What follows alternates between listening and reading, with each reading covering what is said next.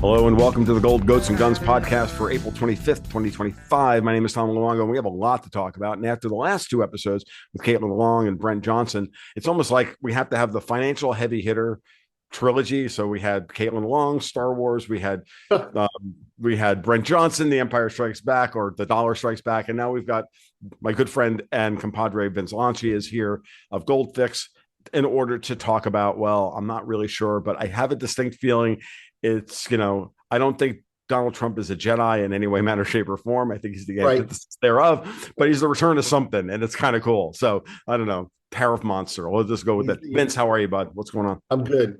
When you said that, I was thinking of he's Batman, and that's not necessarily a compliment. He's forcing the issue. That's what he's doing. Yeah, Batman. Actually, the meme for me, it was funny. I was doing a podcast yesterday, and I said, for most of the 2010s, the Obama as Joker meme that was out there, when somebody recolored a picture of Barack Obama as I remember Joker, that. Yeah. Right, and it was the Joker from The Killing Joke, as Brian Boland's version of the Killing Joke was unbelievable. Right, it was such a good image. I'm like, the other day, I'm like, but you know what? I put together a meme the other day using Grok of Donald Trump sitting at his desk signing executive orders dressed as V from Vendetta, and I'm like, that's your meme of 2025. Yeah, I think I captured it, and I hate the bust. For this time, I'm going to bust my hand, pat myself on the back. I'm going to do it. I'm taking credit for this time. You've never done that before. No. I always say I'm not busting my hand, pat myself on the back. Look, I have to, when you have a track record, and both of us have very, very good track records, and for a variety of different reasons. It's one of the things you and I talk about before we got started this morning, which is we see the same things from different perspectives, right? Right.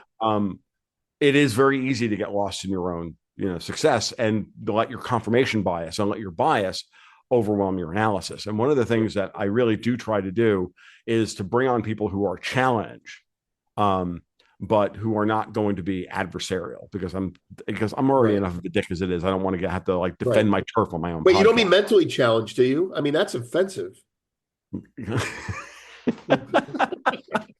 No, I mean perceptually challenged. It's no sincerely. Oh, there you go. So what do you? So I know that one of the things that you and I were talking about before we got started was, where you're out there in the markets and on Twitter today doing your thing, where you're criticizing Trump for a lot of the things that are going on. I've been pretty much I don't even care. I'm not worried about some of those little things, but I see because I kind of see the whole big picture. Yeah. But I want to get into that. I think it's a very important little bit of balance here to talk about, what you see is Trump doing wrong, and in the context of the Trade War and everything else.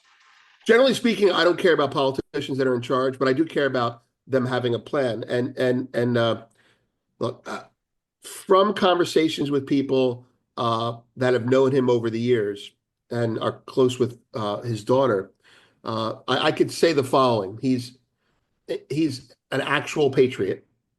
Okay, he's a real estate classic corporatist, which is a label, but it basically means he doesn't like finance people. He is a patriot, and even though he doesn't like unions, he'd rather reward labor than government. And so maybe that's a yellow dog pay. I don't know what it is, but as a real estate person, see, as a real estate, his makeup is so. I'm getting into his makeup because I'm looking at his temperament. Right. And when the U.S. went from manufacturing to services, we went globalized, right? So 70s, 80s, it started in the 80s, right?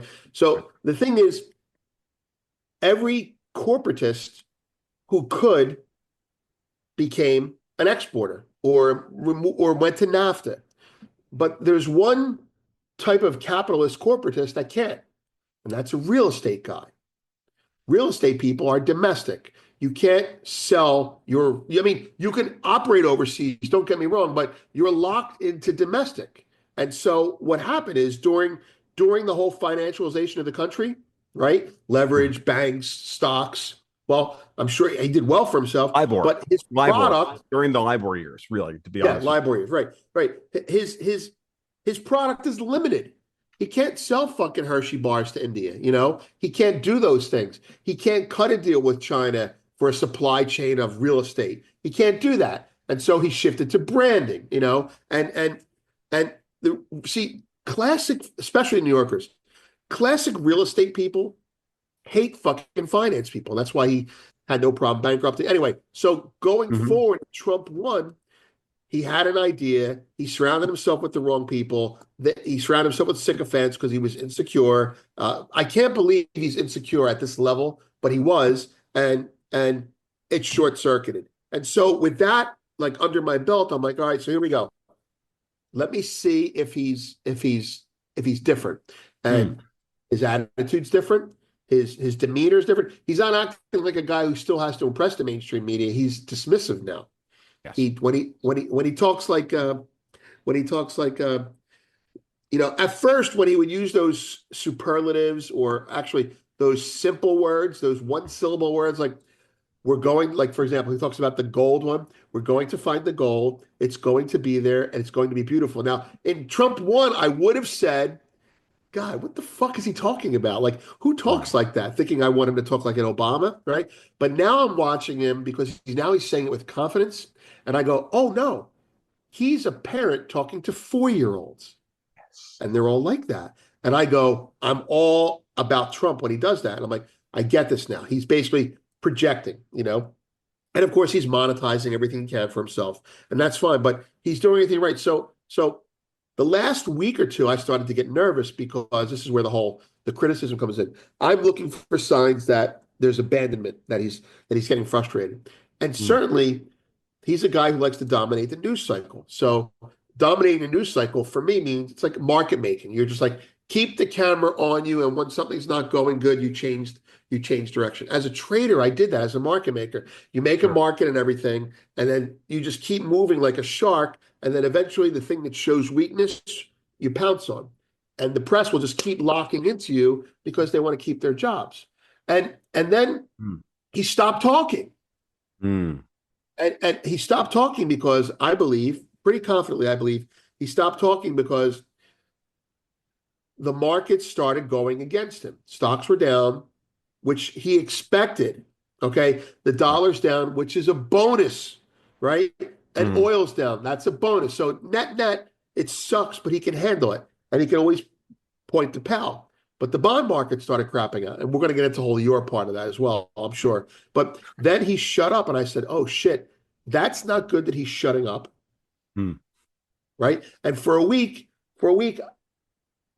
I was getting concerned that maybe there was some internal turmoil. And Mm. then, right? Okay, so No, then I'm like, fair. No, okay, fair. I'm listening.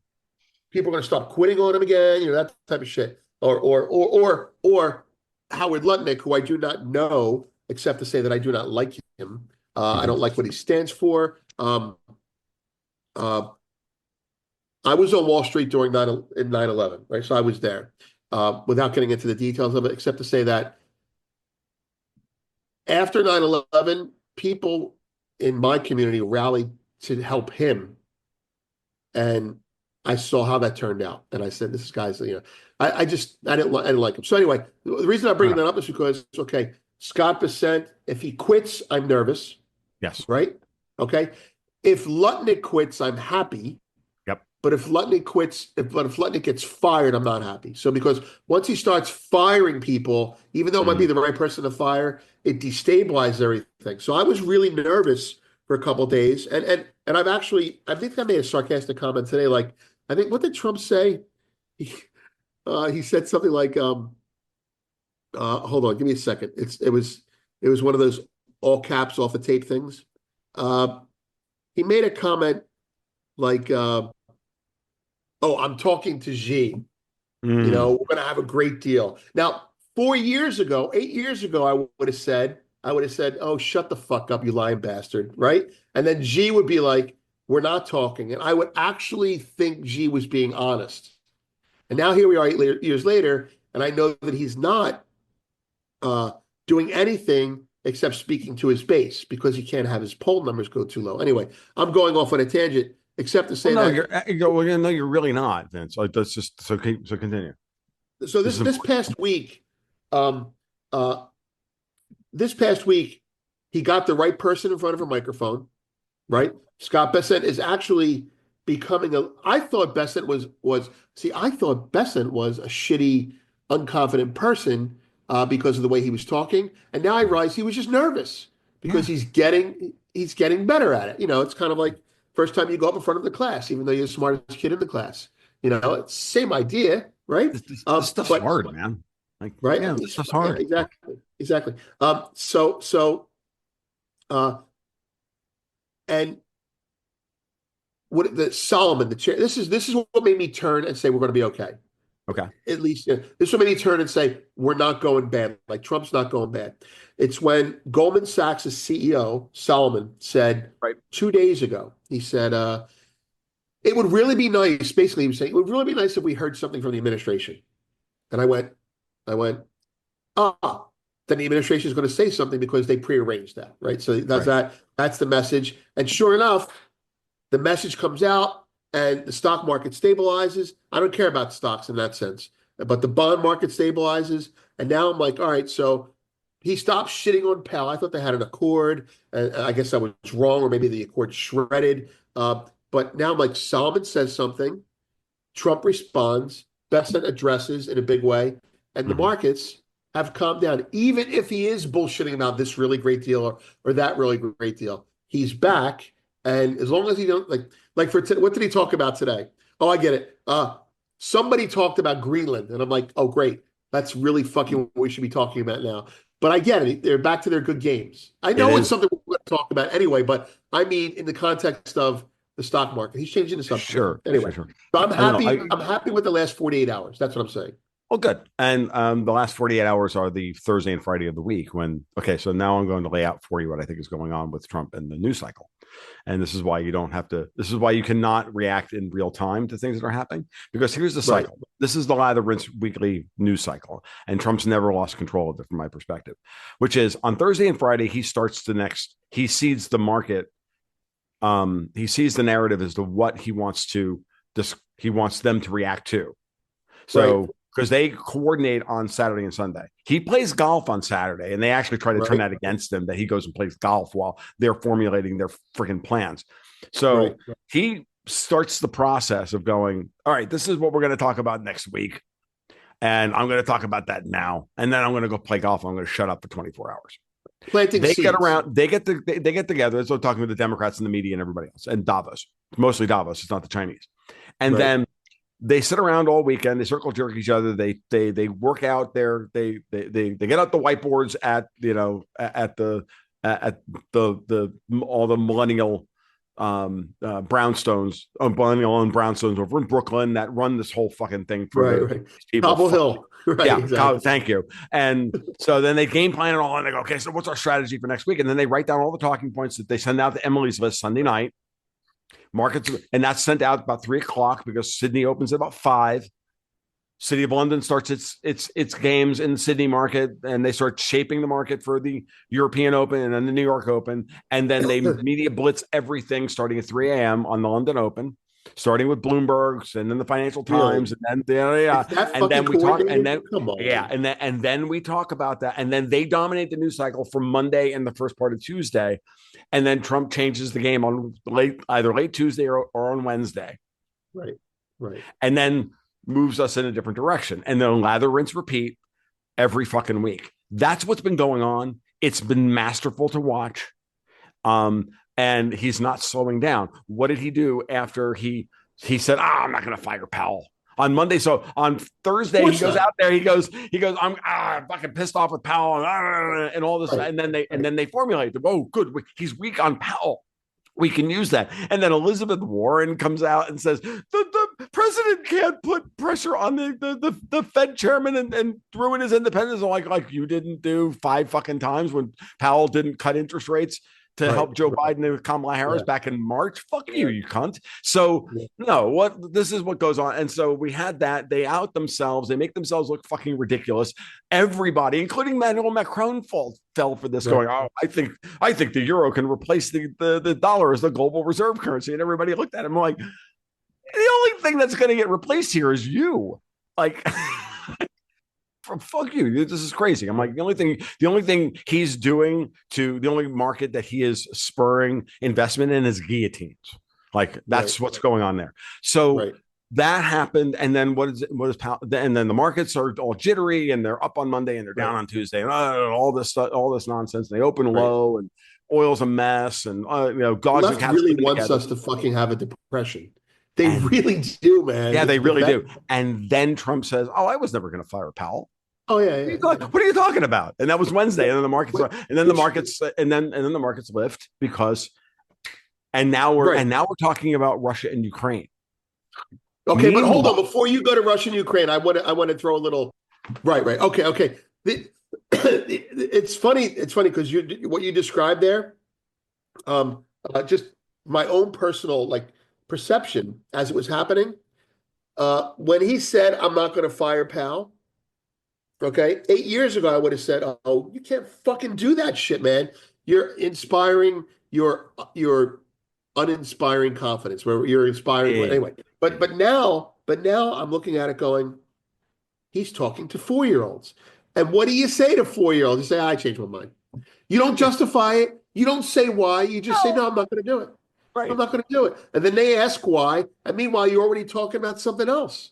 It's it really is kind of good. I really do. Now that it's 8 years later, I'm enjoying it. I'm really enjoying that. Yeah. Okay. So I can't tell you how much time I had to spend over those 5 days talking people off the ledge about Trump and Powell, because no one could figure out what the upside was to this, because they're like, well, because he's engendering this, and I'm like, dudes, I need you to calm down a little bit and understand that there's a bigger thing here. He sent Besant out there during all of it, and Besant let it known that, hey man, Jay and I have lunch every Monday. Last week was, last week I went to his crib. This week he's coming to mine. There's an accord, man. There's a fucking accord between them. Even though, I gotta be I called them having an accord when he started. I said, okay, because I know Besant's plan, and I know Besant's plan would be the way to execute Trump's vision. And I went, okay, we need lower rates. We need a weaker dollar. We need cheaper oil, and then Powell will take care of the stocks. And that was the plan that I thought would happen, and it would have happened, except, call it what you want. Maybe he tactically overplayed the tariffs, and I believe he may have, but that's not his style. He's going to go over the top and see who blinks first. And people are blinking right now. So when he is attacking Powell this time, everyone's like, he's attacking Powell. I'm like, he is, but not like he used to. It's not real. He's not and I was like, this is bullshit. This is showmanship. And, Powell and Besant are on the same fucking page, which is why if Powell's not, look, I can go either way on the whole Powell should cut, shouldn't cut, but there's a reason Powell's not cutting, and it has to do with our bonds. And I'm sure right now, I'm 99% sure that Besant's like, we need you to cut. He's like, dude, the bond market's a little unstable. If it's your fucking with us, if it's China fucking with us, I don't know, but we need the bond market to be stable before I cut. Get that taken care of and come back to me. Throw the shit at me. I don't care. Do whatever else you have to do. Just please don't do stimmy checks this time, and I'll be there when it happens. And I think that's what's going on. I really do. And I agree. And I think that what Powell's going to say is, and look, the net effect of all of this. Let's step back from all of the wrangling and the interesting headlines and the talking points and the tactics and the motivations and all that bullshit. Let's step back and strategically let's look at where we are. Okay. Well, Trump has sent JD Vance over to India and is cutting a big deal with India, which forced the Brits to open up a war between India and Pakistan. No shock. But big deal there. India is now making their choice. We're coming into the Canadian elections. It's now boxing Mark Carney in. That Mark Carney is now the agent provocateur, and he has now been outed as the guy who, if he does win, which I'm not sure he is, but if he does win, he's going to then attack the United States through the Canadian the bond market via the Canadian Central Bank, which was and I've got TIC data which supports this, by the way. Okay. And then you have but in reality, we have all these countries talking to us. Japan has pledged itself to the United States. Shiba and his government have all said we're going to work with the United States. India is on board. The Chinese asked for Trump to change his rhetoric and be less combative and more respectful. Right. He did so. They're going back and forth, and now when Trump says, for example, we're talking, and then Xi turns around and says there have been no talks. That's Xi saving face. That's classic Asian face saving for the domestic Chinese consumption, right? Well, you're too fucking biased, man. Like, look, I'm going to push back on it and say they're both saving face. Okay, sure, no, perfectly reasonable. So, Trump, we had a great conversation. I'm coming over to his house for Christmas, and we're gonna fucking have a beer. No, that didn't happen. Gee, we didn't talk at all. No, that didn't happen. They're both playing to their home crowds. Of course Trump they are, can't but let his popularity drop anymore, and Gee can be replaced. So I think they're both big bastards. Anyway. So ultimately, Vince, what I'm getting at here is that what happened? Go look at the bond market. Europe went and did Canada, and whoever, and a mix of, and maybe even a little bit of Chinese action. They went after the U.S. bond market. They tried to blow up the fucking SOFR strip.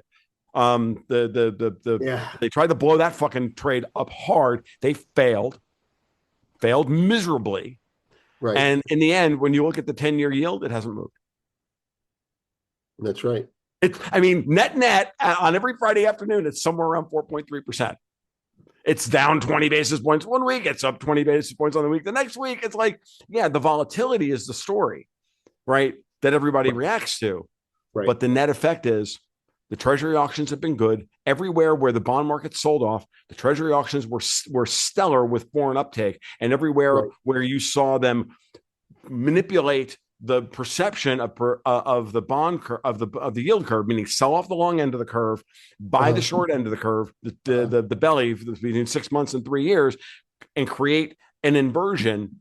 What happened? The 2 and 3 year bond auctions were shit. Well, not very much foreign buying. Why? I wouldn't buy at those prices. No one's buying a 2 year note at 3.9%, but move it to 4.15%, and you'll see a stellar 2 year auction. Right. Okay. So this is what I wanted to talk to you about, because I thought we would have our argument or debate here, but we're not, because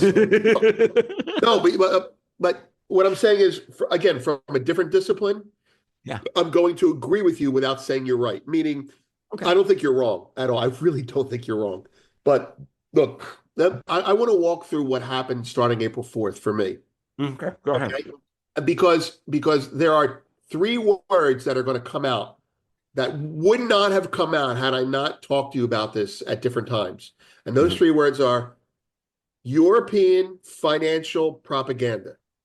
Okay, so I read a lot of reports, and I rarely look at them regionally. Now, if I do look at them regionally, I'll say, okay, bullion banks, Europe versus U.S. Europe is more bullish than the U.S. is, or vice versa. But I don't look at the bullion bank. I don't look at the bank analysis geopolitically. I don't, because I look at it like a financial nerd, right? Okay, so that's my neo-Keynesian upbringing, right? So I'm thinking about the tariffs, right? And on April 4th, I have an inspired moment, and I write in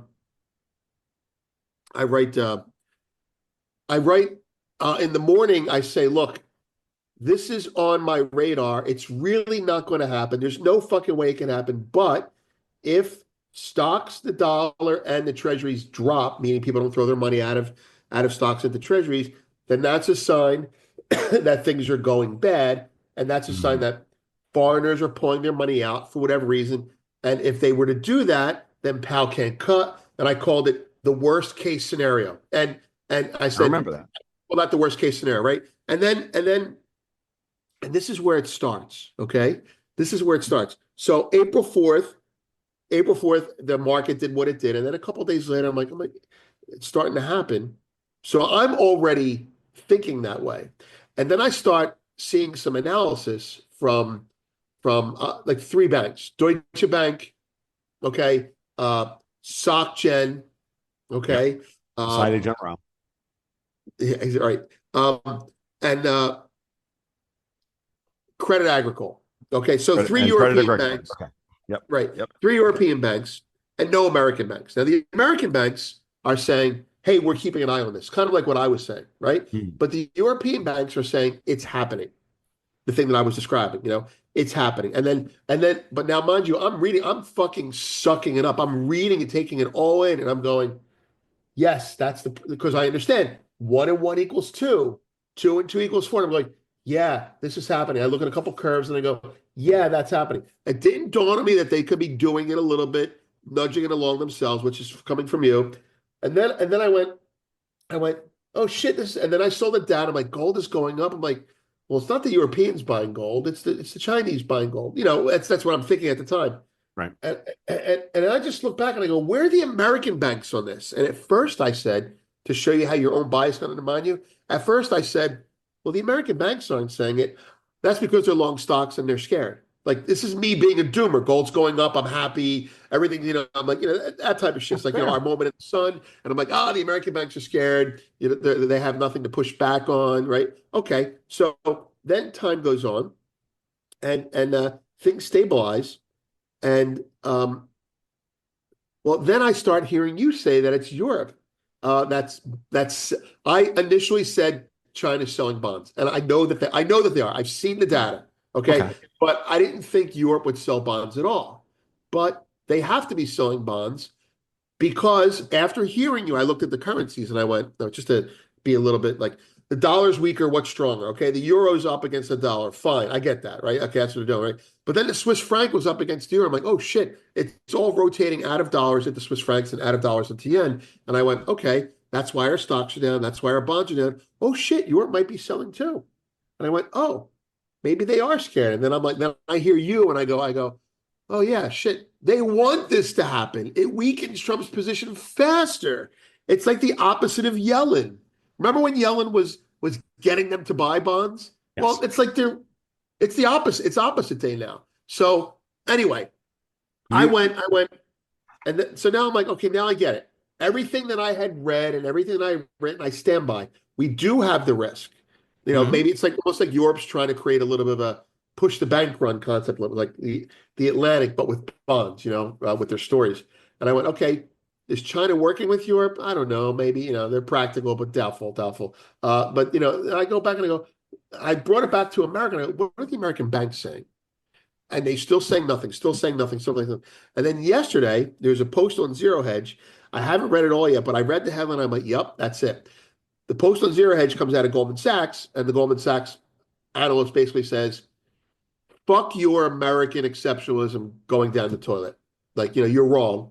You're wrong. We're fine. And a very patriotic headline, which of course, but the analysis was the balance of payments fear, which is what I'm afraid of, right? Balance of payments, for those of you not familiar, balance of payments is the terminology that you hear when everyone's exiting your country completely, like out of stocks into bonds, out of bonds into dollars, out of dollars into something else like euros or yen or gold, right? So the balance of payments is what comes up. And then Goldman's like pushing back. The balance of payments is fine. You're focusing on a little bit of volatility. And I go, oh, no, it is divided along international lines.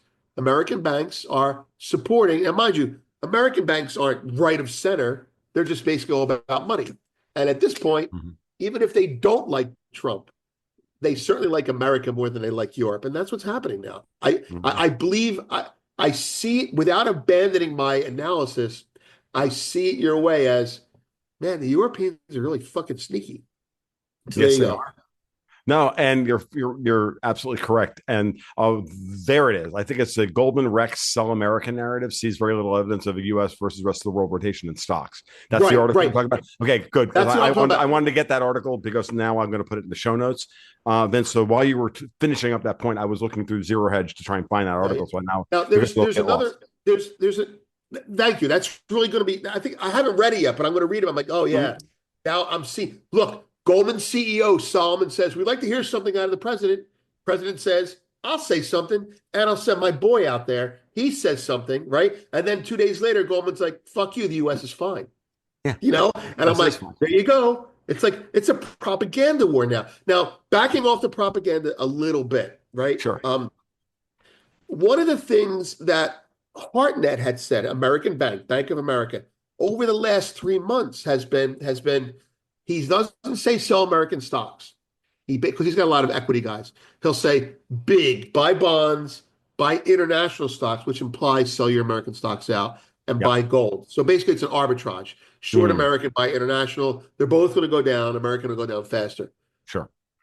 But he didn't say it in a short America. He didn't say it that way. He just basically No. said this is going to happen, and then Powell's going to cut, and then we'll be fine. So I think what you're going to see now is you're going to see American banks push back against the European banks.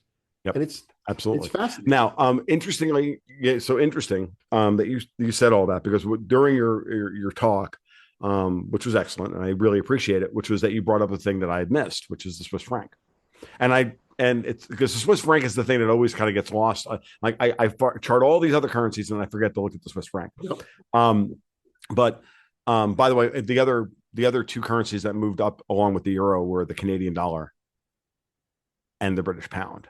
I didn't even pay attention to them. Did they See, really? I'm paying attention. I did, and yeah. Well, there you go. That makes sense. I'm like, oh, whatever. It makes perfect sense. So all across that sphere, but the Swiss franc. So yeah, so the Swiss franc was being used as a means by which to launder some of the size of the trade. Because what I laid out for my subscribers in both the newsletter now and the market report was to try and lay out for them in very simple terms with a graphic of the trade that happened. Right. And it doesn't matter. It wasn't a basis trade necessarily. It was a SOFR trade that was blowing up, because I was talking to a patron.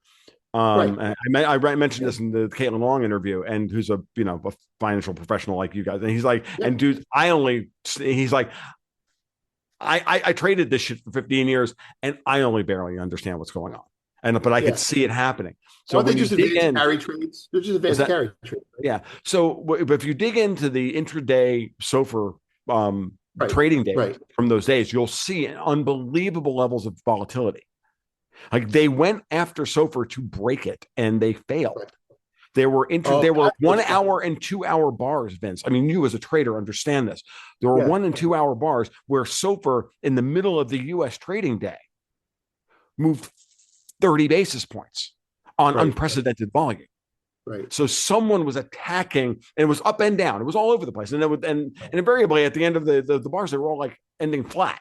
By the time it was all over. And I chart the SOFR futures curve every time I sit down to do a podcast for one of my clients, either for Newsmax or for my patrons. So 3 days a week, 3 or 4 days a week, I go through and I get the yield curve and I look at the SOFR futures curve and I update it, update the model to see where it is. Every day I was like, on Tuesday I'm recording for Newsmax, and the thing moved 20 basis points over where it closed on Sunday, and then on Wednesday morning I wake up and it's back to where it was on Sunday.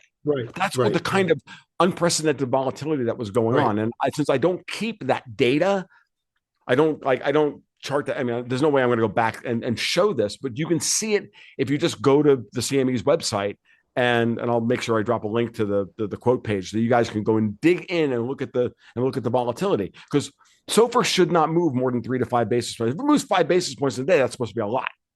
The fact that it was moving in certain aspects of certain areas of the curve between 6 months and 3 years out as much as 20 and 30 basis points is insane. So that's where the attack was, and that was probably the inciting incident. And then the rest of the trade worked itself out. And how did you get that inciting incident? By probably the Bank of Canada, the Bank of England, and the ECB dumping bonds in coordinated effort. And I'll be honest with you, I expect that China was probably in there, preying on the volatility, because look, it doesn't hurt them in trade negotiations with Trump to be a fellow traveler during times like this with the Europeans. I don't think they're coordinating. I think that I don't think they're coordinating. I don't think they're coordinating at all. But China's not stupid. They were selling because on days, April 7th, 8th, 9th, I actually see the bar. We're selling treasuries. We're buying gold. We're selling. I'm like, but it was probably their normal behavior, but bigger, because, hey, why not? Well, it's Don't also pile on the rabbit. Well, and the thing is that you have to look at it strategically, backing out. Now, again, backing out, my argument would be, from China's perspective, they don't know who's going to win this. Trump is literally taking on the people who have run the world's financial system for 300 years, and they just made a major move against him, and it would make sense for China to not pick winners here. They have to Right. protect themselves. So Right. selling a little bit of debt and buying some gold with it is a perfectly rational perspective for Yeah. them because they don't know who they're going to have to fight tomorrow. Right. Because Trump might go down here, but he Right. didn't because SOFR is so much more robust today in 2025 than it was when it blew up in 2019. So did you look at the volatility and identify it as being primarily during Euro hours? It had not all of it. When you look at it, you'll see Like, that was the it crash Asia to happened. Europe or Europe You to see, yeah, US? yeah, yeah. You saw it on like the Sydney Open or the Singapore Open. You Yeah, saw it yeah, on yeah. London Open. You saw it on the European Close. You saw it Oh, so that's moving. at different times in different places. But yes, Here's why I asked. When London wants to spoof gold, when Basel, not Basel, when yeah, when Brussels wants to, well, Basel really, when Brussels wants to spoof gold, or when the IMF wants to spoof gold, they bang the open in Asia. mm-hmm. Okay, I'm not talking about we don't care about the gold there. I'm talking about your time frames. That's why I asked. Right, They bang the open in Asia because it's thin and everybody's waiting for someone to show their hand. right, Then they have control during Europe and they can right. do whatever they want. And then Mm-hmm. they bang the close before they go home. And that's Yep. basically it. And then you'll see the US kind of like, you see an algo kicking on the US and it'll start to buy gold back up. The point is when Europe is doing something, they'll do it at the beginning of Asia, at the beginning of London, and at the end of London. And that's Yes. basically it. So Yep. it's That is. that's how you would do it. If you wanted to Um, fuck with SOFR, that's how you do it. yeah. No, Yeah. you're absolutely. Thank you for that. And that's what I saw. And it's not 100% that way because they were definitely like playing games at other times, but the big moments were at those times, and it undergirds the point that um that gold is not being suppressed by the Federal Reserve anymore. Just like you and No, I talked about 2.5 years ago, gold that's is right. being suppressed by and is being attacked by by Europe. And then when the New York Open starts, that's when the bid comes back in, and then they're That's right. fighting the bid the entire time. But I don't know why Europe would be fighting gold. It's not Europe itself. I actually think it's the bullion banks that are short. There are some bullion banks out there that are still short, and I mean, because Europe hasn't as much. Europe has a shit ton of gold that they can. Maybe it's all rehypothecated. I don't know, but That there's that. The other thing is a lot of it is still is in the vault of the Marin-Eccles building. Don't forget that the possession is 9/10 of the law, right, right, and it's vulnerable. And right. Trump has threatened the gold reserves. He's threatened their treasury reserves. Did he say that? The whole Mar-a-Lago Accord thing that Jim Bianco Right. was talking about, that Stephen Mirren. Yeah, I actually read the whole paper, Good, because I I must didn't, have missed that part. but I've heard the distillations of it. I've gotten Yeah, I've gotten the Jim Bianco and AI yeah. distillation of it, but they threatened to replace as reparations for 85 or 80 plus years of providing Europe's security with 100-year 0% coupon bonds. They've Oh threatened. yeah. Now, Right. do I think that that's this is the thing interesting about thinking about that, and I actually want They you to. wanted to be paid for. They were the Mar-a-Lago agreement. They wanted a back end payment for security. Yes, an exit And pay. right, and But I didn't see it as that's gold. one argument. That's what was put out there. Now I don't know if that's real or not, because look, dude, if the United States does that as a default, and it's the one thing that the United States has over Europe and everybody else, which is that we've never defaulted on our bonds. Martin Right. Armstrong makes this point all the time. This is why people run into the U.S. Treasury, and it's why Brent Johnson and I both said the other day on the podcast, I'm like, look, we control the flow of dollars. Like we don't ever have to default. We can always make our coupon bids. Why? Because we got the Fed. The ECB does not have a dollar generation system now that LIBOR is over completely and officially, because synthetic It's going LIBOR to is now collapse. gone. Like that. Look, I'm a patriot, and I just think gold goes up in dollar terms, which means I think the euro is going to go down even more. So I'm not anti-dollar. I'm a No, gold I know bug, you're but no, I'm you not. know, None of that no. was directed at you, Vince, at all. Yeah, yeah. But actually, what I'm getting at here is that Euro is a piece of shit. It has no fiscal tie. How can it be? I can't believe it still exists. Like I was shorted in like 99 going, this has no bond. Like how the fuck does it still exist? I don't know how it happens. But Because the United States Treasury Department and Federal Reserve and the support. LIBOR system was actually working to keep it liquefied. I Right, mean, when right, you look at the ECB's balance sheet, something like 85% of it is vulnerable to a rate shock. Why do you think Lagarde continues to do yield curve control? right, right, And why do you think she's cutting rates? Because right. she's forcing German pension funds and Italian pension fund and French pension funds to buy this crappy debt at these low yields. It's funny because it's a different way of doing the same thing she did during the Greek crisis. They Okay. guaranteed the bonds then and say, we'll take your you get 100% cash for your whatever they were, Greek bonds. So she's doing the same thing now. Yeah, Yeah. that's interesting. And so this is so the now the big question is why I posed this question to Brent and I posed this question to Caitlin. You know, when I looked at what happened here, I said, okay, if this is analogous to the SOFR crisis of 2019, if this is Right? analogous to the LIBOR the LIBOR The seizure repo? in Right. 2007. September 2007 led to Okay. March 2008, which led to September 2008, right? Right. Um, in 2019, when SOFR was a thin market, they bombed it Right. and they forced the Fed to come in, reopen the standing repo facility, and liquefy the banks. And then 6 months later, we got the bidless market, COVID, and everything else, and the oil, everything, right? And Yeah. they engineered the mother of all financial crises to force Powell back to the zero bound because the Treasury market went bidless. Right. Now the question is, what we experienced last week, is that another September? Is You that mean a warning of what's to meaning come? is that the inciting incident that means that 6 months from now we're going to get the Right. real crisis? The what's the word? The what you have the tremor before the actual Yeah, earthquake? yeah, yeah, exactly.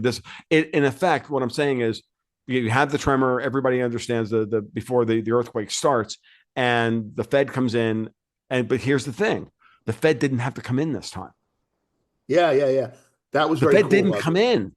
Like That was in very cool. 2007, they had to shore up the markets. Bernanke like panicked. In 2019, Powell comes in, opens the standing repo facility. We get the 6 month halo effect, and then they have to give us COVID in order to finally get him off of his cloud.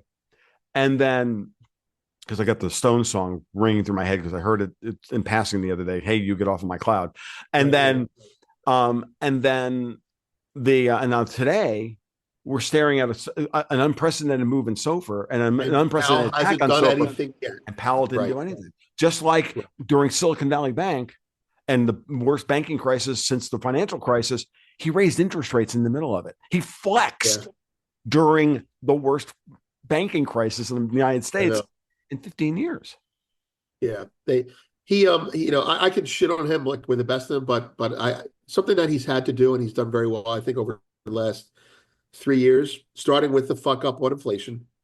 And that is he he has learned that he needs to manage expectations and markets need to have training wheels taken off. So in a kind of, he's not Volcker, but Volcker was like, I'm not going to tell you what I'm going to do. I'm just going to do it, And so he's gone from having 3 hour long conferences. You remember when he started doing this about, well, this, that, the hand holding that you get at the virtue signaling Fed chairman has become the no. That's Has his answer. closed the fucking door. Yeah. Right. Right. Right. That's going to be Powell's legacy. Just close the fucking door. Right. Right. Exactly. Yeah. Just close the fucking door. And by the way, that's one of the things. Like, there's a. I think, believe it or not, Zoltan Pozar said this, but it was probably said to him by someone. Um, the market needs to have a little volatility. The speculators need to start losing money on this volatility. Stop buying the dip. But there's a put right now. The Yeah, put is underneath the bond market. of He course it is. doesn't want to have to go to yield curve control. Yeah. And until he's safe, then he's not going to ease rates. And you know what? Maybe he is holding off because 6 months from now, there's going to be an earthquake, possibly. Maybe And that's that what it is. earthquake's going to be in Europe because it all solves, which is why they're talking about seizing savings. It's why they're talking about a digital euro. It's why they're talking about, you know, massive stimulus in order to try to rearm Europe. That's what that's all about, and to transfer and to shore up their weakness, their strategic weakness, as you pointed out, is that they have no fiscal, tie. The euro has no fiscal tie They need to. like this euro bond to be completely. They need a eurobond market. They have to get the Germans to go first because the Germans are the only ones that that can make that work. No one wants eurobonds, and they can't get tax and spend authority added to the European Commission because too many people are saying no now. It's not just Viktor Orban in Hungary. It's now Right. Portugal. It's now Spain. It's now Yeah. Italy are Right. saying no. And so now they have to go country by country to try and get this stuff done. And now they're scrambling for the shore up collateral by, really firming up ties between City of London and Brussels at a political level, which is like Keir Starmer's in Right. place, but he's not going to last 6 months because Trump is wise to his game. If Right. Starmer goes down in the UK, and the way you do that, by the way, is you blow out the UK US 10-year spread.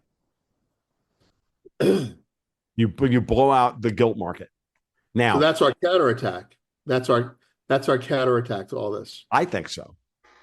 No, I'm thinking about, how would you do that? Well, lower some rates. We've got still got a little bit of QT left. You turn the QT off, and I don't know. That's how he's, you do I mean, look, he UK is really vulnerable, man. They're really vulnerable. they're very vulnerable. And they're being, I said this when the coup against the Liz's happened in 2022.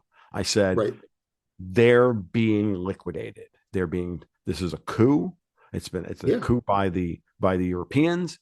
Right. And they're now going to liquidate the UK, and they're going to liquidate all opposition in order to get access to, I didn't say it then, but I'm saying it now. It's because now it's obvious they're going to control the development of the North Slope, of the North Slope off of Scotland. So we have Alaska, right? Right. Right. And they have the North Slope off of Scotland, and there's tremendous amount of oil up there in the North Sea still. They just shut it all off. So that's now all Great Britain has left economically. They need to have that shit. They need that to work. But Trump is going to be like, no, you've got that. And so now let's really talk about what's going on geopolitically. So why did Trump, after all of this, right, takes a punch in the mouth? His approval rating is down to is now low. It's fine. He's taken this massive punch in the mouth. We've had all this volatility, tariffs, blah, blah, blah, blah, blah. Okay. And now he's shifted back to Ukraine. Right. And what is he, and what have you noticed? I noticed it. I don't know if you noticed it because I don't think you read the same things I do, but which is good. I've been reading RT for 20 years. Okay. Tommy. And of course. And I've been reading RT for 20 years. And what I'll tell you is this: on the best of days, they're neutral towards Donald Trump previously. Right. Most of the time, they're skeptical. Right. And they need to be. Editorially, they should be. In the last month or two, they've been nothing but supportive of everything he's trying to get done. Why? They're the ones that effectively leaked the parameters of the fucking peace deal that he put on the table to Zelensky. And what are the two most important points in that deal? It's not Russia's going to get Crimea and the 4 oblasts and this and no NATO. None of that matters. What are lifting all the fucking sanctions on Russia between the United States and Russia, and coordinating on energy policy. What the fuck do you think that is? The United States is what? We're going to join OPEC Plus? Absolutely. Like that's, by the way, that dovetails into what I'm looking at. Part of his plan, the cheap oil part. Well, if you get oil prices down enough, and Russia wants to pump more, so you alleviate sanctions, you give them their money back. It's not going to make everything better, but it right away divides Russia. It pulls Russia a little bit back away from their antipathy that they have towards us. I agree. Like, it's totally about that. Like, look, you cause it, tariffs, like these are the three steps that I see that are still in line with Scott Bessett's plan, right? Or tactical plan for Trump. Tariffs make people pay to use to get access to us. You're charging, okay. So as the debate's going on, oil goes down. As the price of oil goes down, Russia and Saudi Arabia are miserable. Okay. China's miserable because of the tariffs, but Russia and Saudi Arabia become miserable because the price is down. And Saudi Arabia is pumping, but Russia's really not. Then you go to Russia and you say, you know what? How would you like to pump more? And we'll give you your money back. Just fucking, take, let's come up with a reasonable deal for splitting Ukraine up, like an East and West Ukraine or wherever the fuck it's going to be called.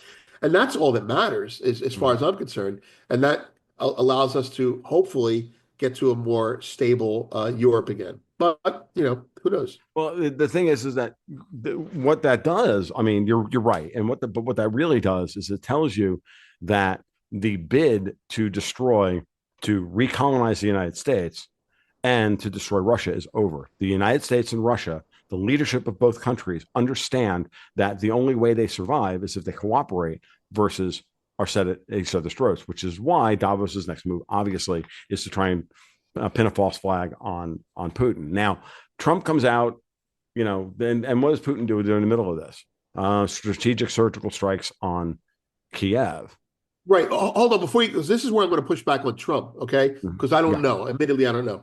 It's fair. Can't everything that we just said, can it just also be looked at this way? Trump is poorly negotiating with Putin, and Putin's going to take advantage of it until he comes to the table, meaning hence the bombing and all that shit. Well, yeah. Well, I mean, what Putin has to do is he has to remind everybody in Europe that if you put Dutch troops in harm's way, we're still going to attack them. Like they've made it abundantly clear that everybody who's in Ukraine is an enemy combatant. Right. And he has a guarantee, he must have a guarantee from Trump that no Article 5 if you blow up British SAS or, the French have been dumping Foreign Legion in there, right? I mean, that's who's been getting killed. Same thing with U.S. mercenaries. None of all this, all plausible deniability for those guys. But at the moment when they officially announced that they're moving troops into Ukraine, and they're making the Dutch go first, by the way. Meanwhile, the Germans have moved troops for the first time since World War II outside of their borders into Estonia. Right on the Belarusian border. Are you fucking kidding me? This is the most provocative thing the Germans have done since 1939. I know. It's insane. Are you saying that they want the Russians to go off sides, or they're actually? Yes, they're trying to get the Russians to go offside here. They're trying to get the Russians, worried that something's going to happen. It's the UK dirty bomb idea. Let's make them escalate. Yeah. And then we go from there, and then force Trump to defend Europe. And they keep talking about this. They keep saying, we're going to put you in a position where you're going to have to follow us in Ukraine. And Trump is like, no, which is part of the reason why he's trying to get this deal done now. So now the big question is, and this popped into my head earlier in the week. Martin Armstrong's written about it a little bit, but I've been getting this feeling that Zelensky's far past his use by date. And he's in a use it or lose, and everybody's in a use it or lose it scenario with Zelensky. Putin uses Zelensky as an excuse to continue to take territory and to continue to degrade Ukraine's ability to fight back. Because if there's going to be a wider if Trump and Trump can't get these people to finally just submit, which you shouldn't expect them to submit, then Putin this summer has shaped the battlefield in Ukraine. That if he drops 250,000 troops on, at three areas along the borders, Ukraine collapses and he takes massive amounts of territory. Trump even said this recently while he was excoriating Vladimir for bombing Kiev. Stop, Vladimir. I'm sorry, I didn't like that. That was gay. But anyway, it was gay. It was absolutely gay. But it's also fake. So that's right. It's fake and gay. Yeah. I get it. But what was really being said was, I have students that listen. I don't mean that in homosexual. I mean that in a weak, effeminate, in an appropriate way. Anyway, again, I'm sorry. GHEY gay. Okay, That it's one, that one, it's yeah, yeah. that gay, or South Park. GHEI gay. It's even worse. It's because now it's like there's now it's like Chinafied. Like it's Right, completely ridiculous, right? No, right, and the important tweet was, look, it was Trump basically saying the concession here is that you only lose Crimea and these four oblasts because Russia can take the whole fucking country if they wanted to, and Trump right, right, admitted this in public, like, right. and that's not a That needs to be that's the said mask once off. in a That's the while. ripping the band-aid off moment, man. That's like what he said before. Remember a long time ago, he's like, Putin's killed people. And he's like, well, we have too. That's you know what? You need to fucking face the truth here. Right. Right. It's You need it's to face exactly the reality. And the reality is that, and Trump has the ultimate, I hate to use the pun, Trump card, which says right, we turn off the satellites, the war's over in 48 hours. And we can walk away from this deal, and we can walk away from any support for you. And he's shaping the rhetorical battlefield to walk right, away completely from all of this, right. leave this mess to the UK and NATO, and he turns off NATO access to the US satellite and targeting systems, and Ukraine is now done. Like, they're done, and the Russians can then just roll Right. over the entire country. But he And won't do that, would he? he well, he did it for 48 hours. Oh, And yeah. yeah, he Okay. did it once when he threw right after he threw Zelensky out of the White House back in March. So Right. he's already made that threat real. And he Right. thought it would be enough to get them to stop, but Europe won't stop. So then that was early March. Then we get the Liberation Day, which is 2 days after the end of synthetic LIBOR. They attack the SOFR market, which makes perfect sense because they're trying to delegitimize SOFR, and they're trying to get confidence that they can replace Reinstall SOFR them. with something else and force us into submission where we have to go back to the zero bound and turn the Fed into just another Eurodollar bank. And Right. that failed. That failed. So all these things have failed. And then the negotiations over Ukraine are simply like, you guys, like, you're the ones who are holding on to most of Russia's money.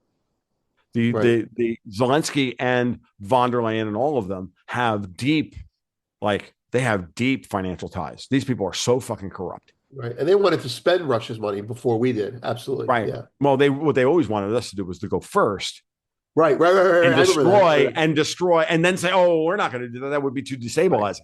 Right. And Yeah. even Biden didn't fall for that shit. Like, Right. Right. because Right. somebody like walked up to Janet Yellen and said, "If you do that, you will." Yeah. Yellen was all pro that shit.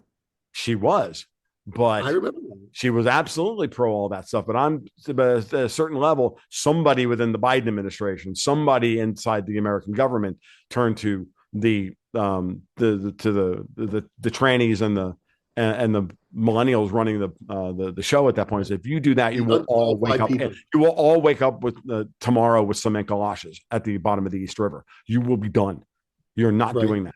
And I said, look, it's $40 billion. The United States is going to trash its standing as the safe haven for global capital over fucking $40 billion. And Ukraine? Are you fucking kidding? Lose our bargaining and Trump comes out, and then Vince, the last thing is he came out this morning and he told Netanyahu, he was like, I'm not going to go to war with Iran for you. Right. You're not going to get me. You're not going to backdoor me into a war with Iran. Right. That's funny because the U.S. has been trying to pull back on its international police force. And that's kind of what he's doing. That's kind of what we're doing. He's moving troops out of Syria. The Israelis tried to take out Pete Hegseth over this. Right. Like multiple times. The whole thing everything about Pete, about what's been going on with Hegseth is to get rid of him as SecDef, because they want control of the Pentagon. And and Trump has said nothing about what's going on with Hegseth. He hasn't said good. He hasn't reaffirmed Hegseth, and he hasn't said anything. He hasn't commented on Signalgate or this, right? He knows exactly what's going on. He knows that silence here is golden, right, on all of that, because he knows that that domestically the plan is to sow division through the domestic press that the administration's a shambles. So their whole argument now is Right. chaos and corruption. That's what they're He'll talking talk about. about when it suits him, not when it suits them. Right. So so I mean, like when you really like put it all together, man, it's like it's so very clear that this is World War III. This is what World War III looks like. And Yeah, we're in it now. We're in it now. absolutely. This is absolutely what's going on. So all right. So with that said, I think maybe we should talk about what we see for the next 3 to 4 months, because you know, as Dexter White put it in this month's newsletter, don't worry about the messaging. The tariff is the message. The Right. messaging Yep. around the tariffs is not the messaging. The Right. message, the tariffs themselves are the message, right? Right. And now the question is, who can afford to continue to keep the volatility up? Because as to your point earlier, which you made, and again, you said so much good stuff, that the the volatility, you have to get rid of the froth off the markets. You've got to get rid of the short specs, Right. the short term specs. You got to get those. Let them exhaust themselves. Right. That's kind of it. Yeah. Yeah. Absolutely. Like the volatility is to make people react, and it's not. Right. At least a Powell anyway. But if you wipe those guys out, then you control the market. It's been my argument about oil, that why they increased the massive volatility in oil during the Biden junta was to get rid of all the small specs so that they can control the direction of the Brent crude contract. You're saying the price of oil going up under Biden was a bonus for the UK. No, what I'm saying is during the Biden junta, as Biden was selling the SPR and all of this stuff, and oil kept trying to rally, and then they would bomb it and take it down. I watched oil's volatility as a function of price, and in absolute terms, and as a function of price, triple.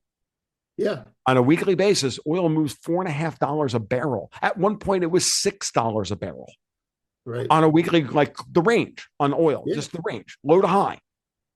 This is the most important market in the world. It's like SOFR moving 30 basis points in a day. And this shit's been going on for years. Now it's down to about 475, which is still 6.5%, of the price. The bigger percent because the price is lower, but still it's less volatile. The percentage is the same, but we're watching the volatility. The absolute volatility has dropped somewhat, but it's still immense relative to the current price. And that's just that's vol washing all the small specs out of the market so that they can have more control, because the fewer players means that, the large players then control the market.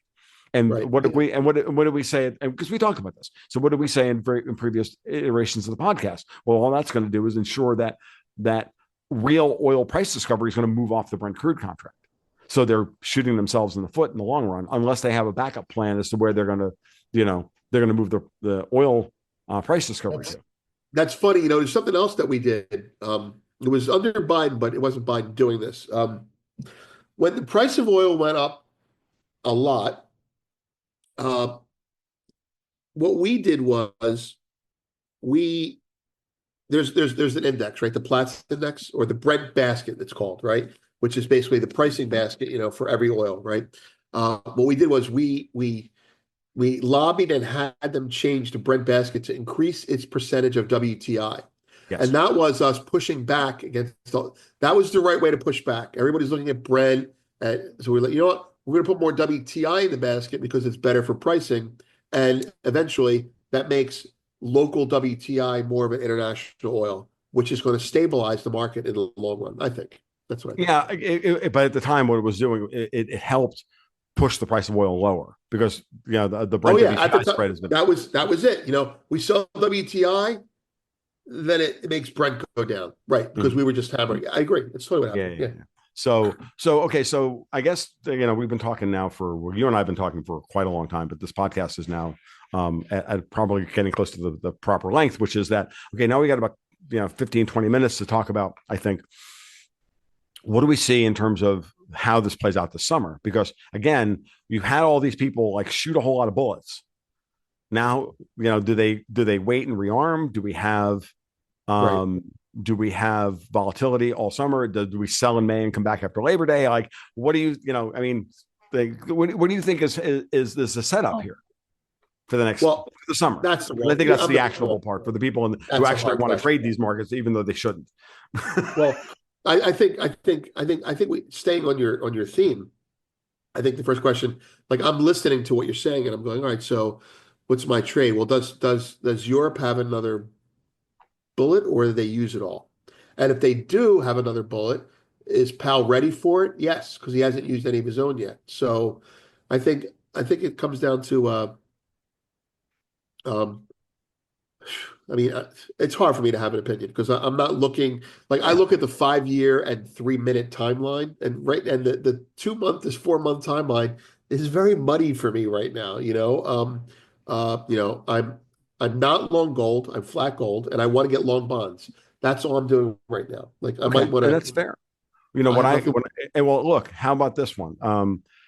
I mostly agree with you. Like, and I laid that out there for you to punt because if Vince doesn't have an idea of what the fuck to do the next 2 to 4 months, and Of I don't course, have an idea of what to do the next 2 to 4 months, no one else does, right, and neither should you. And if you need to, you should and you're worried about what's going to happen. Well, then you de-risk. Like, and right, I've been, what I've been saying recently is like, look, if you need to sleep better at night, you need to raise 10% cash. Raise your cash you know, yeah, by 10% and go to the short-term T-bills, do so. Because gold had a really nice run. But if we get peace in Ukraine, gold's impulse here is over. It's probably done for most of the rest of the year until a crisis starts to emerge in Europe again. oh yeah, absolutely, absolutely.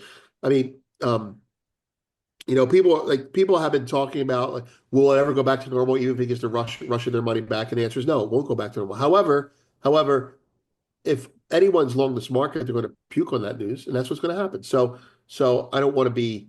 Well, right now on a short term basis, I just think it's overbought, so I'm flat, which is like Sure. for me being short.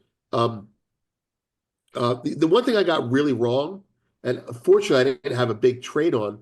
I was long miners. This is what I got right. I was long miners and short tech for a month, and it worked out really well. And Mhm. but I was also long oil because I expected oil was my hedge for the tech stock, and I guess it did its job. But I really thought oil was going to start to turn, and it hasn't, and it's really kind of annoying me. And then I went I looked back at what does oil do during a Republican president? It goes down. What does oil do during a Democrat president? It goes up. And what does what we, it's like we drill for oil during the Republican president, and then we spend the oil during a Democrat president. I was like, Interesting. so I guess I should Interesting. be long Exxon and not fucking oil. That's the problem. I I, get I I've long. been saying I as well can cop to. I really did think that oil had finished bottoming. The first time Right. we had a spike bottom in the low 70s, and then we had the weekly chart was really clear, but then the tariffs hit and it brought it down lower again. But Um, we want that. I'm like, we want that. I'm happy with but that. yeah, Like as an we want American, I'm that like, we want because that. who's going to benefit from this? Japan. Why? I mean, I know that they're a natural Okay, gas country, but why is so Japan well, better? yeah, that's the big one. Look, we're still drilling for a lot of oil. Right. The tariffs have um, priced American LNG out of the Chinese market. Right. Okay, so who then immediately shows up and says, I'm not interested in getting into trade war with the United States? Is Shiba, the Japanese Right. prime minister. Right. Um, and so Japan doesn't have to radically strengthen the yen to offset their domestic inflation because of high energy prices. Energy prices Uh-huh. are down. The yen has corrected back into the low 140s, so it's pretty solid. We're going to talk about that in just a second. But LNG, they import a shit ton of LNG. Like Yep. now they can get it from the United States at a preferential Oh rate yeah, yeah. to the Oh yeah. Chinese, and that takes the pressure off the Ministry of Finance and the Bank of Japan to radically normalize interest rates in Japan. They can take their time moving the Right. long end of the Japanese yield curve up from 1.3% on the 10-year towards 2%, but they don't have to do so in the next 2 months in order to keep Mrs. Watanabe happy. They can take 2 years to get there. Right. Right. Well, that's it. Cheap energy benefits them, right? And by Right. the way, there's a trade for you. I want to be long natural gas for like the next 2 years.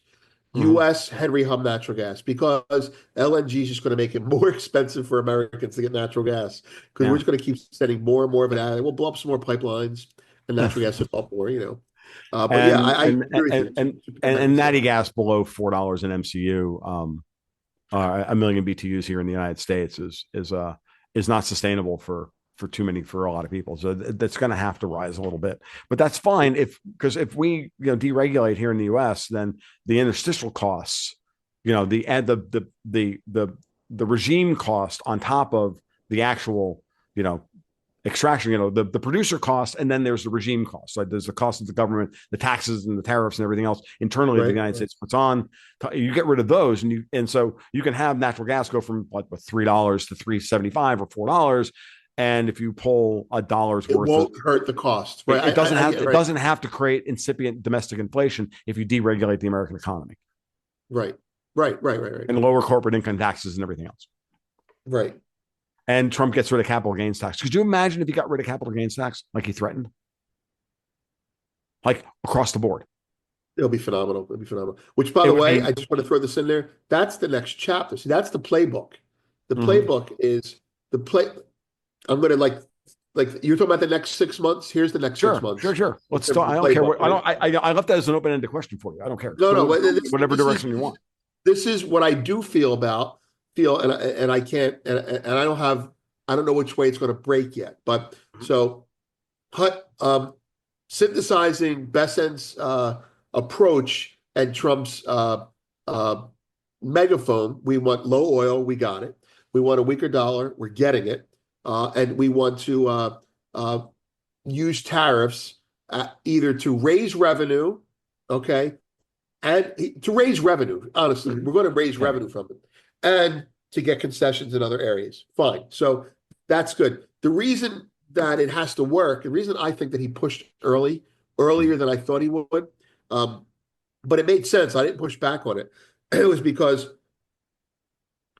this is the whole accord with Powell thing.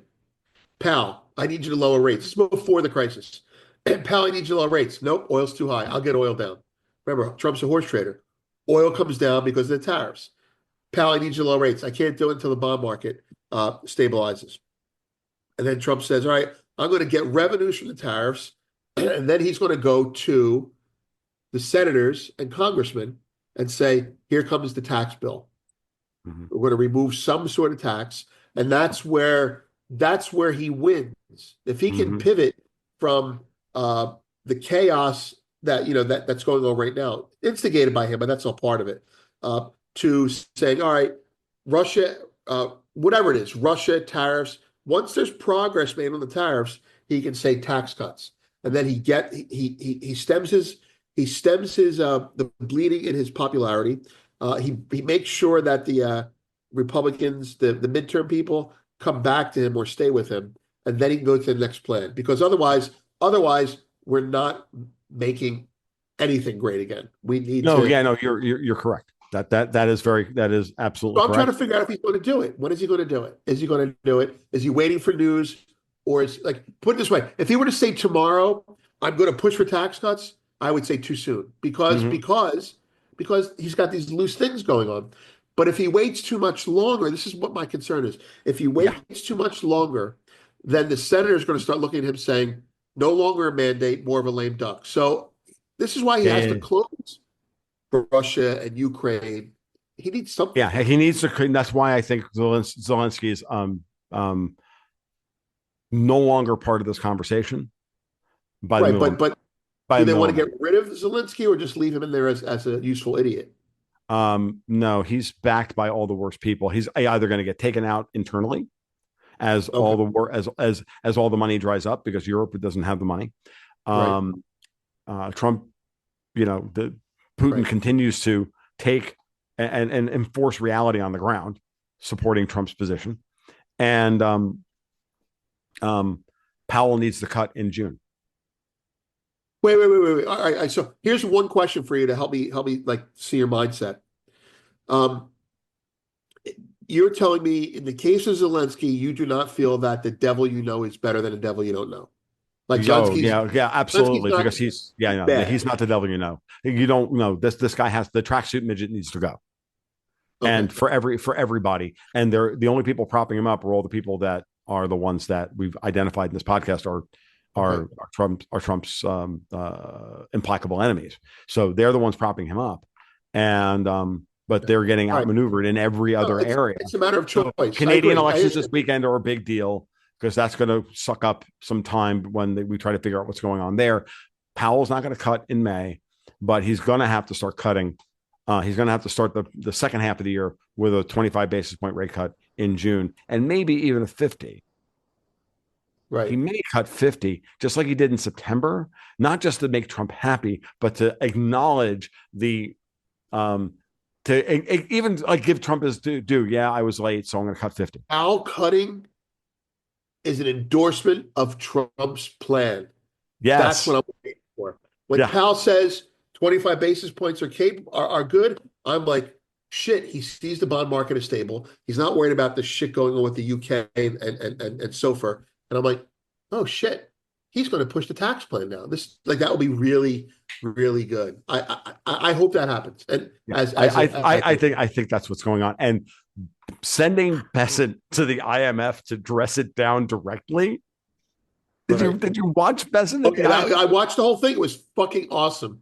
And it was again, what was it? It was an adult speaking to children without using the Trump style. But he was Right. like, stop, like what did he say? Stop treating China like babies. That was Right. one thing he said. That meeting the IMF and it was really, really good. It was unbelievable. I loved it. I loved it.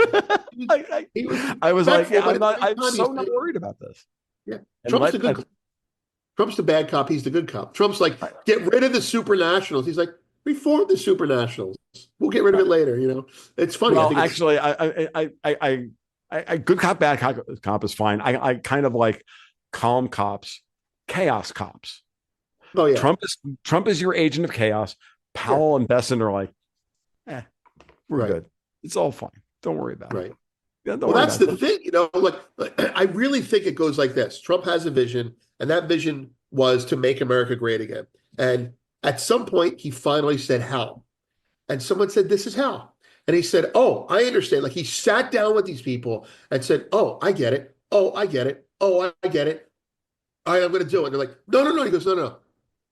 I'm going to do it my way as long as you got my back. That's basically it. I And really then think that's what's going on. yeah, and then you bring up everything that Caitlin and I talked about in our podcast with the removing the SLR. That's when you hear that. So the Fed came out to yesterday and lifted Yeah, that's a their talking big, points big, about fucking big deal. crypto, and then the next one is going to be an SLR exemption is coming, and crypto and Tether and all this stuff, and you're like, there ain't going to be any worries in the bond market, folks. No, I'm saying I was going to ask you, who's our next bond buyer, India or Bitcoin? And you're like, well, it's Bitcoin. That's Or basically both. it. Or both. Right, right. No, but that's Both. true. That's true. When we lifted, that's a big deal. I'm not a big fan of Saylor, but I understand this is good. They undid the last thing of Gensler, basically, Yes. during the Biden administration. And Mm-hmm. now, that's it's really a big deal because now you're going to see stable coins, you're going to see reasons to hold bonds as collateral. We need to buy our own bonds. How do you convince an American who will not buy bonds at 4% to buy them? You do it by either going to war, which we're not going to do overtly. You do it by mandating it. Well, we're not an authoritarian communist country, at least not yet. Or you give them a product attached to it that encourages them to own it. Hey, if you buy this stable coin attached to gold, attached to season Mm-hmm. tickets to the Jets, whatever the Ah, fuck you attach it to, and you buy it with it, and you buy them with a treasury, we'll give you 4%, and you have the upside of Bitcoin.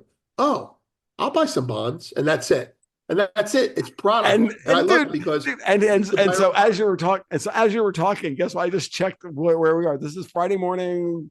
yeah, It's right around noon. The European close hasn't happened yet. Bitcoin up $1,800 at 95,187.30, and yeah, the Nasdaq is flat. So Bitcoin is now decoupling from the Nasdaq. It's that's the right. moment we've all been waiting for.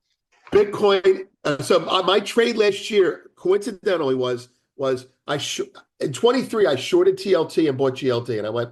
And the reason I did it was a pure inflation play. I was like, if there's going to be inflation, either bonds are going to crap out or gold's going to go up. Probably not both. One will get manipulated, and they both happen. So this trade, to your point about Bitcoin, is long bonds and long Bitcoin. That's the trade now. It's It completely may Texas it may hedge. wind up being. Wouldn't that be It's hilarious? it's a trade. Safe haven. I'll buy bonds. Bitcoin. It's a kicker. It's fucking great. I mean, I'm laughing because I own Bitcoin, but I yeah. bought some like after Bitcoin for no reason over. I had like 5,000. I went, I'll add. And I added, it significantly added, going, it should have gone down against tech and it didn't. This is like there was like 2 days where I went, fuck it, I'll just buy some because I was short tech stocks. Right. Right. I'm short tech stocks, long miners, that's working. Long oil, that's not working. I went, I'm going to hedge my tech stocks by buying Bitcoin. Why not? Why And not? then rallied 7,000 points. And then the news comes out, duh, surprise. Now it's fire. We're in it, like we're in it's risk on gold time. It really is. It really is. It's Yeah. time. This Yeah. is this is really hilarious. So I and dude, we're gonna close gold in the futures market today around 3,300, and that's not even really a pullback in gold. I'm what I'm hoping for now with gold. To be honest with you, is I really do want that kind of let's just take 6 week breather in gold. Let's just like be flat gold for like 6 weeks. And then we get back to 3 yards in a cloud of dust, up 100, down 50, up 150, down 75. It's when Wait, I what want did to you say? 3 R's in a cloud of three dust? yards in a 3 yards in a cloud of dust, a football reference. I want Bill Parcells. I don't want Oh, okay. Ariel. Okay. Okay. I, Okay. I, I want I want off tackle right Oh yeah. or off tackle left or sweep right or sweep left as my running game. That's my Let- running playbook. And that's how I want gold because that's how you unnerve and you destroy the bullion banks. yeah. You really they can play the Get comfortable getting volatility to short rearm. again. They're going to get comfortable getting short again. And by the way, the signs that China and the US are talking will be when gold goes sideways or lower, because that's how they bought before. They bought between February of 24. They did nothing between December of 23 and February 24, and the market went sideways to lower, and they were just doing nothing or buying patiently. And then in March of 24, they lit a fuse and said, fuck it, we're going to buy it. So I think they're going to do that again. As the conversation goes, look, there's a war on gold right now. Yeah. Asia's buying it way more aggressively than they used to, and the US is now selling it more aggressively than we used to. And I'm going, what the hell's going on here? And I'm saying, well, you know what? If these guys start talking and getting along on some level, the buying in gold's going to stop for a little bit. And Yes. so I would like to see it. 3 yards in a cloud of dust. That's good. That's three good yards for in a you. cloud of dust and then move the chains and take 12 minutes and kick a field goal. Take 12 minutes off Right. the clock, kick a field goal. Send your rested defense out there to then zone blitz them into submission, and then do it again. Right. Right. Play field That's position. good. I think that's the football analogy here, especially the Bill That's a great Parcells line. style football analogy works really, really well. And being an old Yeah. giant, being an ex-Giant fan, from that era of football, where it was tactically and strategically so brilliant, Yeah. it is Like here as a Riggins on the metaphor for Redskins, shit like that. yeah. Yeah. I mean, Yeah. look, the old Jim Kelly Buffalo Bills thing was fun, and the West Coast offense was also fun. They just used the short passing game like a running game. It was the same thing. Right. That's all it 5 yard was. slants. 5 yard Yeah, 5 yard slants. slant. Yeah, it will move the chains. This move Yeah. the chains, control the That's clock, right. do the thing. So what I'm seeing at this point, and I think you agree with me, is that for the most part, and I think it's all because of SOFR. We are in a beautiful, we are in a position now where we're controlling the clock, Right. and our uh, our enemies are getting desperate. And I So don't so consider let me China ask an you. Let enemy. me. I consider China a rival. Like I don't Good. consider them the enemy. Right. They're right. They're a pragmatic. They're a pragmatic rival in the sense that if I could just see like Biden wanted to destabilize Russia and make China come to us that way, and Trump's like, I'll just calm Russia down and make China come to us that way. Mhm. I have a question about the euro dollar, and Sure. while all this is going on, what does that do to the euro dollar, in your opinion? Like, Oh, I think that they won't be able to defend par anymore. That's to Caitlin Long's point. We're going to defend. We're going to continue to defend par, and there's going to be an right, arbitrage play between the offshore dollar and the onshore dollar as it right, pertains to U.S. dollar stablecoins. They're going to have right. to We're buy not those. going to support the offshore dollar, right? Right, Not at all. right. That's Not at that's all. what I'm looking at. I'm like, the euro dollar's got to go down if we're going to hurt Europe. How do we do that? And we do that by not supporting one and supporting the other. And that's right. That's what I was thinking. I was like, And that's exact. And Vince, this goes right back to when you and I did the podcast about the arbitrage in gold, and we saw it all starting to lay out in the gold market then. yeah, And it's all downstream of that. This is just variations on a similar theme. So that's right. with that said, my friend, I think we've probably blown each other's minds and everybody else's minds enough for one day. So why don't we pick this conversation back up a couple of months from now?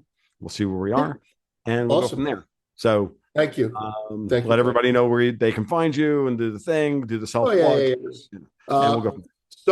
GoldFix Substack, and hopefully, I think most of your people know by now. And I love being here, and thanks for having me. And meanwhile, I'm looking at India and Pakistan trading gunfire right now. Right now, I know. They must be wearing a Union Jack on their backs. Yes, Pakistan's pretty fucked up, man. They really are. And I'll tell you right now, a regime change operation against Pakistan also works. If the United States helps that process along, that will de-stress China in a great number of ways as well, because the people who are running Pakistan right now are not operating in Pakistan's best interest. Imran Khan, that's why they put Imran Khan in jail. We could do another half an hour on that, but understand that that's why this is blowing up now. So with that said, he's Sorenthek on Twitter. I'm TFL1728, Patreon /Gold Goats and Guns. We're out. Have a great weekend. Keep your stick on the ice.